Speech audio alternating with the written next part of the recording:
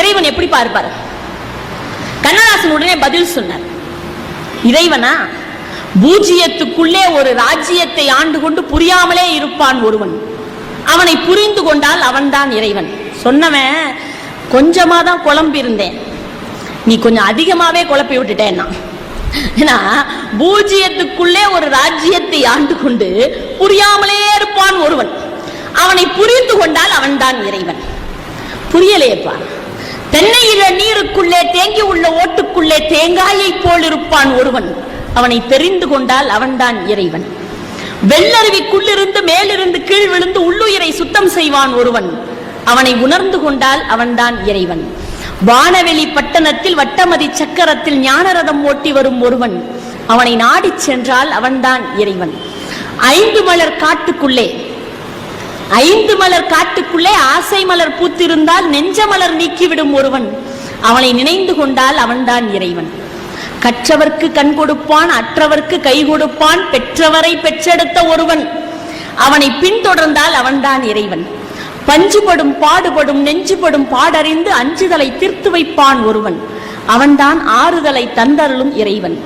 முதலினுக்கு மேலிருப்பான், முடிவினுக்கு கீழிருப்பான், உதவிக்கு ஓடி வரும் ஒருவன், அவனை உணர்ந்து கொண்டால் அவன்தான் இறைவன். கோழிக்குள் முட்டை வைத்தான், முட்டைக்குள் கோழி வைத்தான், வாழைக்கும் கன்று வைத்தான் ஒருவன், அந்த ஏழையின் பேர் உலகில் இறைவன். சின்னஞ்சிறு சக்கரத்தில் ஜீவன்களை சுற்ற வைத்து தன்னை மறந்தே இருக்கும் ஒருவன், அவனை தழுவிக்கொண்டால் அவன்தான் இறைவன். கோழிக்குள் முட்டை வைத்தான், முட்டைக்குள் கோழி வைத்தான், வாழைக்கும் கன்று வைத்தான் ஒருவன், அந்த ஏழையின் பேர் உலகில் இறைவன். தான் தான் பெரும் வீரர் என்று தலை நிமிர்ந்து வாழ்பவர்க்கும் நாள் குறித்து கூட்டி செல்வான் ஒருவன், அவன்தான் நாடகத்தை ஆட வைத்த தலைவன் முடிச்சு. இறைவன் யாருன்னா, தான் தான் பெரும் வீரர் என்று தலை நிமிர்ந்து வாழ்பவர்க்கும் நாள் குறித்து கூட்டி செல்வான் ஒருவன், அவன்தான் நாடகத்தை ஆட வைத்த தலைவன். இறைவன் அப்படிப்பட்டவன்.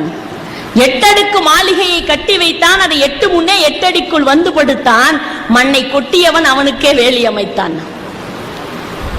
கட்டழகு மேனியப்பார் பொட்டும் பூவுமா, நீட்டி கட்டையிலே படுத்து விட்டா காசுக்காகுமா, வட்டமிடும் காலையப்பார் வாட்ட சாட்டமா, கூனி வளைஞ்சு விட்டா உடம்பு இந்த ஆட்டம் போடுமா, பார்த்தா பசுமரம் படுத்து விட்டா நெடுமரம், சேத்தா விறகுக்காகுமா ஞான தங்கமே, தீயிலிட்டா கரையும் மிஞ்சுமா.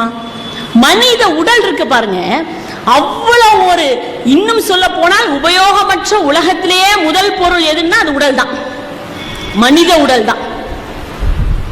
உடல் தான். ஒருத்தர் தெருவில் நடந்து போயிட்டு இருந்தான், ஜோன்னு மழை பெஞ்சது, காலில் போட்டிருந்த செருப்பு அறுந்து போச்சு. பாட்டா கடையில நேத்து தான் 199 ரூபா 90 பைசா போட்டு வாங்கியிருக்கான். தூக்கி போட மனசு வருமா? பக்கத்துல அவன் நண்பன் வீடு, போய் கதவை தட்டினா, நண்பன் கதவை திறந்து என்னடான்னா, இல்லப்பா பாட்டா கடையில நேத்து தான் செருப்பு வாங்கினேன், இந்த மலையில நினைஞ்சு அருந்து போச்சு, இந்த ஒரு நாள் செருப்பு உங்க வீட்டுல இருக்கட்டும், நாளைக்கு வந்து எடுத்துக்கிறேன்னா. இந்த உள்ள இருந்த நண்பன் சொன்னா, அதனால என்னடா, இன்னும் 2 நாள் கழிச்சு கூட வந்து எடுத்துக்கோ, ஒன்னும் பிரச்சனை இல்லை, விட்டுட்டு போ, இங்க பத்திரமா இருக்கும், ஒன்னும் பிரச்சனை இல்லை, போயிட்டு வான்னா. இவன் போயிட்டான். இந்த செருப்பு அருந்து போனவனோட தாத்தா அடுத்த நாள் காலையில இறந்து போயிட்டார்.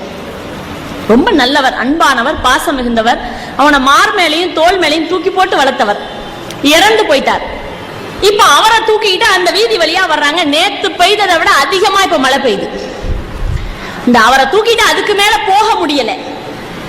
உடனே இவனுக்கு ஒரு யோசனை, ஆஹா நண்பன் வீடு பக்கத்துல இருக்கு, போய் கதவை தட்டி, டே நேத்து அருந்து போன செருப்பையே வச்சுக்கிட்டேன், எங்க தாத்தா நல்லவர், அன்பானவர், பாசம் மிகுந்தவர், என்ன தோல் மேலையும் மார் மேலையும் தூக்கி போட்டு வளர்த்தவர், ஒரு நாள் ராத்திரி இங்க இருக்கட்டும், நாளைக்கு காலையில எடுத்துக்கிறேன், ஒத்துக்குவானா? அருந்து போன செருப்புக்கு இருக்கிற மரியாதை இறந்து போன மனிதனுக்கு இல்லை.